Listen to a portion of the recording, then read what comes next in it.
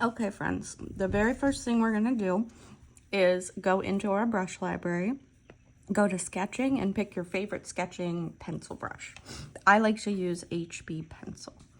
Then we're going to start by drawing a little like guide for ourselves, and we're going to first draw one circle about 1.5 inches large, and then we're going to draw one tiny circle in the middle, and this is going to be the center of our flower. And then we're going to draw one more circle that's kind of in between the two of those, almost like we're making a target bullseye. So we're going to start with these 3 circles and then add another layer. The very first thing we're going to do is draw the inside of our flower, and we're going to use a shape that is pretty repetitive throughout this whole design. So I'm going to show you over here. You start by drawing a curve, almost like sloping upwards, and then you just add some lumps.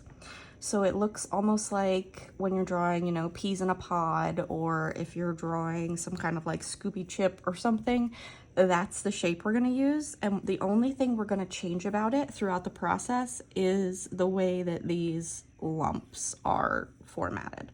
So we start with our arch, and then it's some kind of squiggles, and it's got a pointed end to it. So we're gonna draw our very first petal. You just pick a point to start around this circle, and we're going to draw that arch, and it doesn't have to be perfect because this is just your sketch layer. And then we're gonna connect those points with some squiggles. And then what we're gonna do is repeat this shape all the way around our circle guide, and we're gonna try and make the majority of it fit in between these 2 lines here. So you can vary the sizes of them, and you can change the like level of curves on that interior. I'm gonna make this just a little bit lighter. And to do that, you open your layers panel, tap with 2 fingers, and then slide left or right to adjust your opacity. And so far we've got 3 flowers here. I'm gonna fit 2 more, but again, it starts with that curve, and then you have some lumps. And I know that's like the worst phrasing I could use, but like your lumps are gonna vary. You get to play with those. That's what gives your flower character. For the last one, since there's not enough room for it to have, like it to come to a point, it overlaps here. We're just gonna do a couple lumps, and then it'll just be kind of tucked in there between those other 2 petals. The next step is we're going to repeat that on the inside ring, and this circle is going to remain open as the center of our flower. So we're just going to draw those lumps. Basically, if this was a full petal, it would have that curve shape, but since it's tucked inside the flower, you only see the outline of it. So we're just adding curves to look like petals that are just floating on the inside. And then you can turn off that layer, and we're ready to start the outer petals. But you can see, you can continue that if you wanted to add another layer, depending on how full you want your flower to be. I'm gonna leave it with just the 2 because I like that open center, but it's up to you with whatever you want your flower to look like. Our next step is we're going to use that curved lumpy shape to start our petals coming off the flower. So pick any point around the flower, and we are going to start here. So you draw your curve, and then decide how many lumps or curves or bumps you want to do for your flower petal, and connect it to your center. From there, you're going to use that same motion that you're using to draw these curves to exaggerate the top of the petal. And again, this is just your sketch layer, so it can be as messy or sketchy as it needs to be. Then we're just going to connect that piece to our flower itself. And then what we're going to do is we're going to go around the entire flower, repeating that step. So for our next petal, I'm going to change up the shape a little bit and just make it more of like an M shape, just to give it some differences between our petals. You can kind of curve it more if you want it to be more pronounced. And then the same thing with the petal itself. You can add more lumps or bumps or curves or smooth it out depending on how you want it to look. And as you do these petals, you can do bigger ones, smaller ones. You can stack them, which I'll show you in a second. You can move them around. It's really, once you get comfortable, you can do so many different things with it. We're gonna do one more regular one. Oops.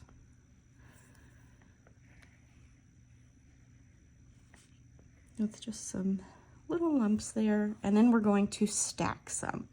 So what we're going to do for this one is we're actually going to change the direction it's facing and start with a small petal.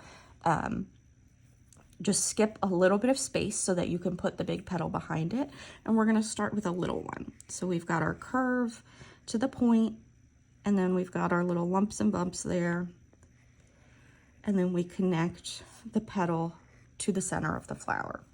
Now that we left this space here, we can go in and have an overlapping petal starting.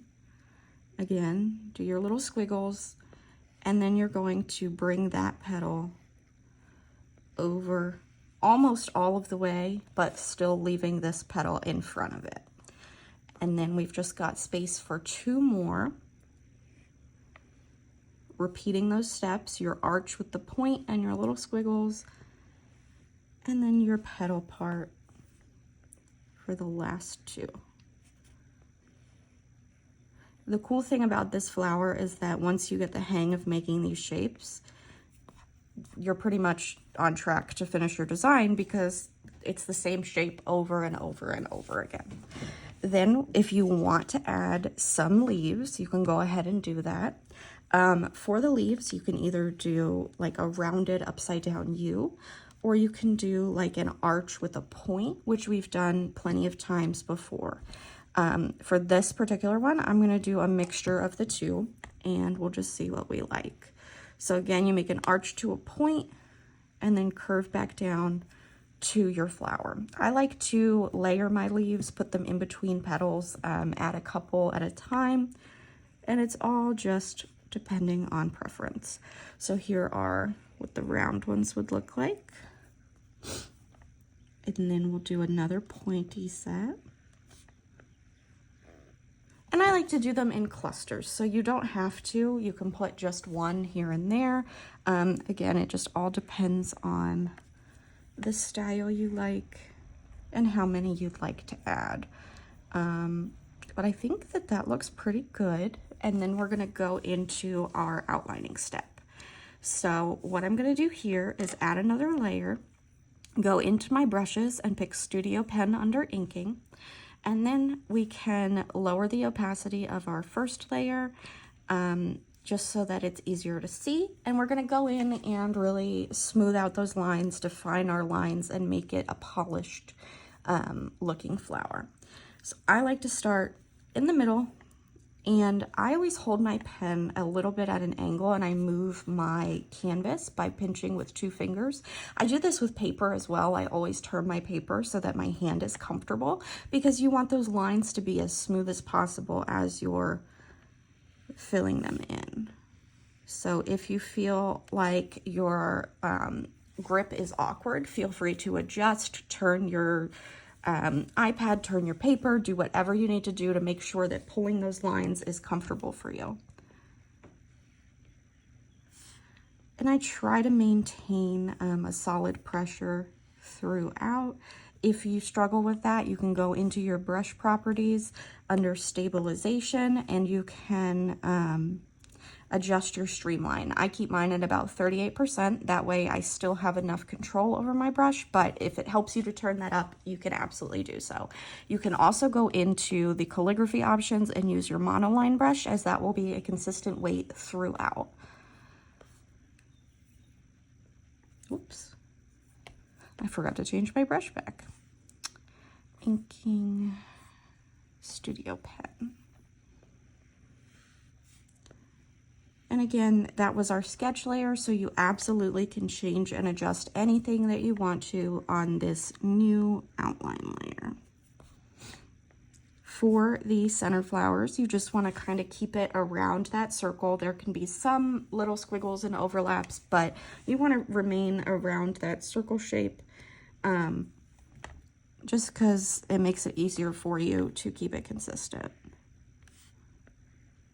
Now I know my hands are shaky, they're always shaky, so don't be afraid to undo and redo. If you're working on paper, you can always use pencil first and then erase as needed.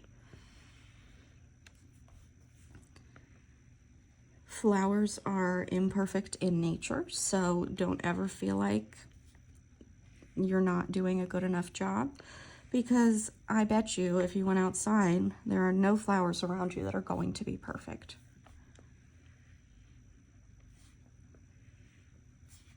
And again, the order in which you outline everything doesn't matter. Just do what feels comfortable and just go over your lines. You can touch it up afterwards if you need to. 2-finger tap is undo, 3-finger tap is redo.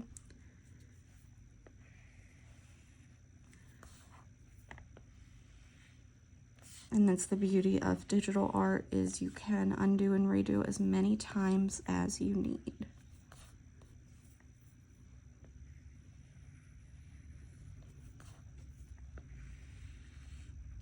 And if you have to erase any spots, you can always zoom in and just touch it up as you go.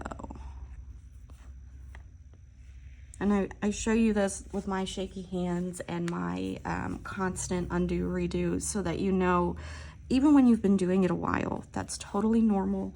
It takes practice, and even when you are comfortable doing these things, it's okay to need to redo steps over again if you aren't pleased with them. There's no need for perfection. We strive for progress and improvement.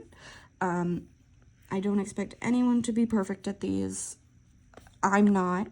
I'm learning along with you, and it's just for fun. So enjoy yourself and have a good time with it, and don't put so much pressure.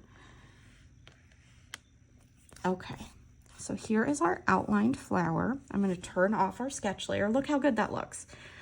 Then what I'm going to do is come in here, and I like to add lines down the center of my leaves, just following the shape of the leaves, regardless of if they are the rounded or pointed ones.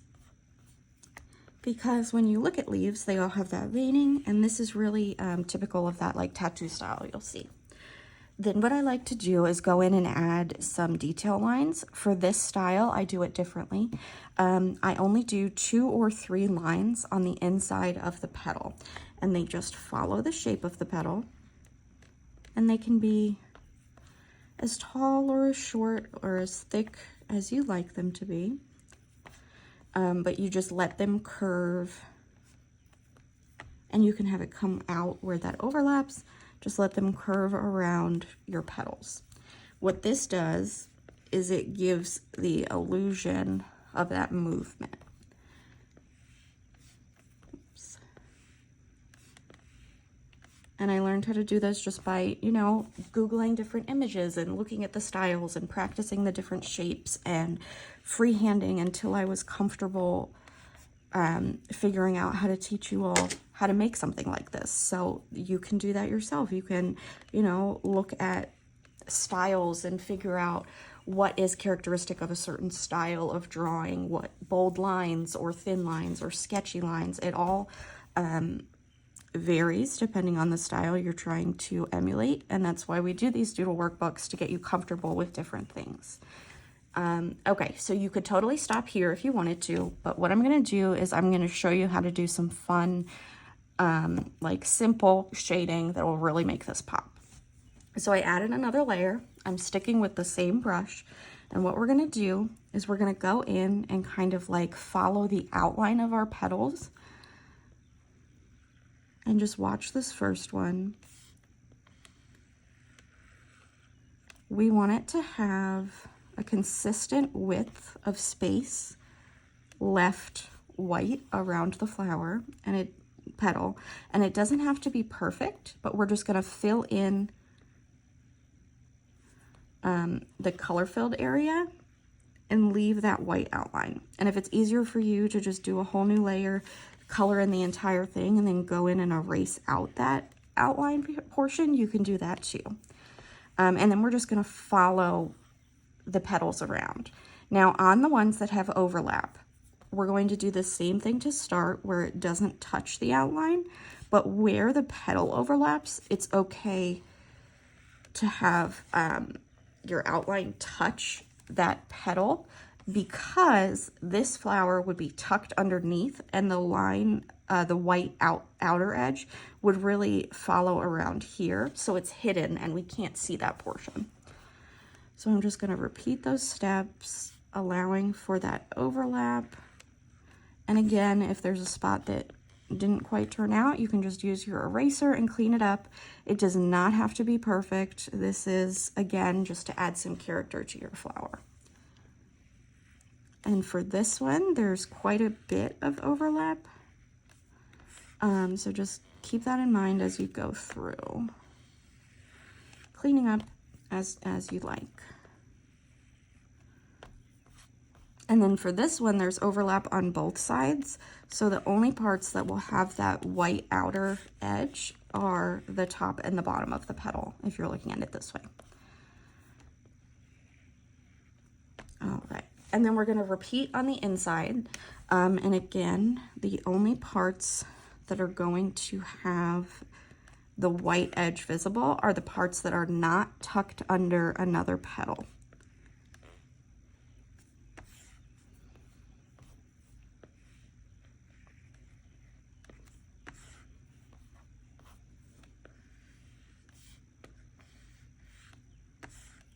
All right, so we've got the center of our flower. Now we're gonna do the same thing for our petals. And we're not gonna do any on the inside. It's just gonna be the folded piece for each flower petal. And since this is coming out of the center, you're going to have the outer edge, but let this part touch that center. And again, don't be afraid to move your canvas, your paper, whatever you're working on. If you're doing this with marker, you can absolutely sketch in those lines first if that's easier for you, but it's fine to freehand it as well. And you're just eyeballing things. It's not going to be, you know, an exact offset of that shape, but you want to get as close as you can so that it looks consistent without like stressing yourself over it. You'll notice sometimes it takes me a few passes, sometimes it doesn't. So don't put that pressure on yourself. And what I'm doing to color drop, you can absolutely color in the whole thing, or you can drag and drop your color from the top corner when you're done your outline. But you want to make sure that even though you're not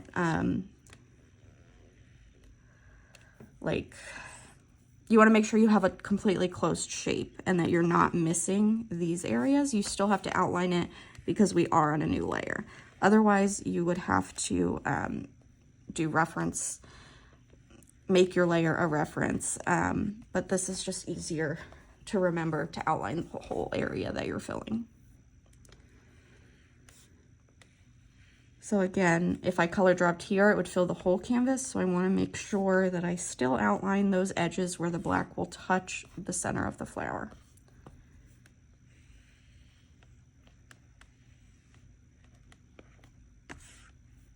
Okay, and then we're going to do the same thing with our petals,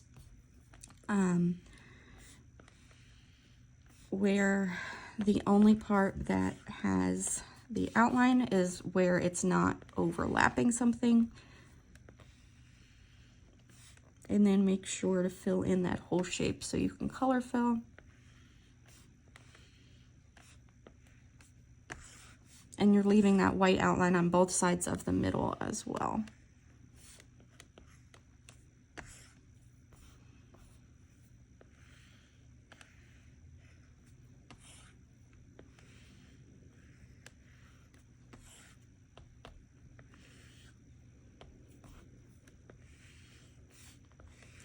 And it's almost like therapeutic, just doing the same motions and getting comfortable with it. And again, if you need to adjust, go ahead and do so.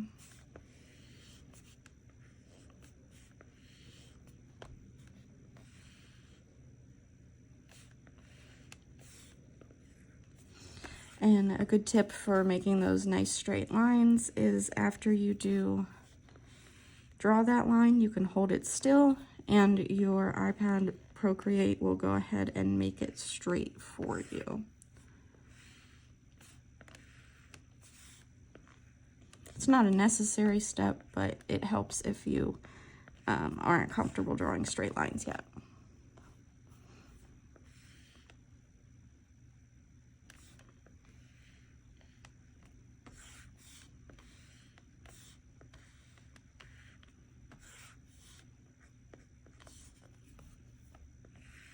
All right, we're on our last petal or flower, leaf, whatever we're calling it.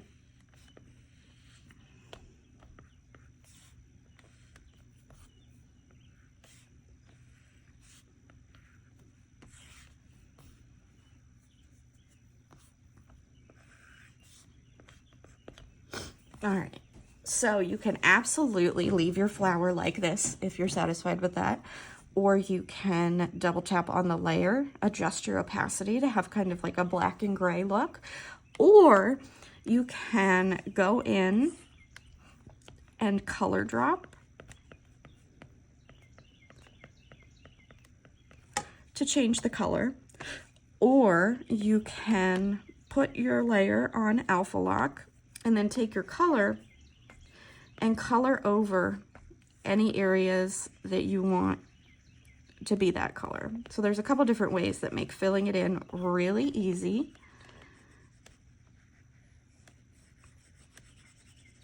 And I'll show you one thing to do. Oops.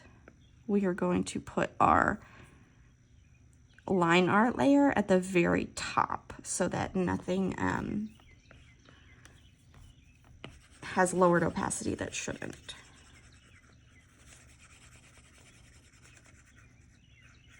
I personally prefer color dropping. I think it's fun and it's so much easier in my opinion, but coloring can also be therapeutic. So if you like doing it that way, that's fine. And then if you want to, you can push the opacity all the way back up. But there is how to make a really cute tattoo style flower with doing the same motions over and over again. So if you do this one, I would love for you to share your images in Sam's little group or tag me on social media if you use this in any of your designs.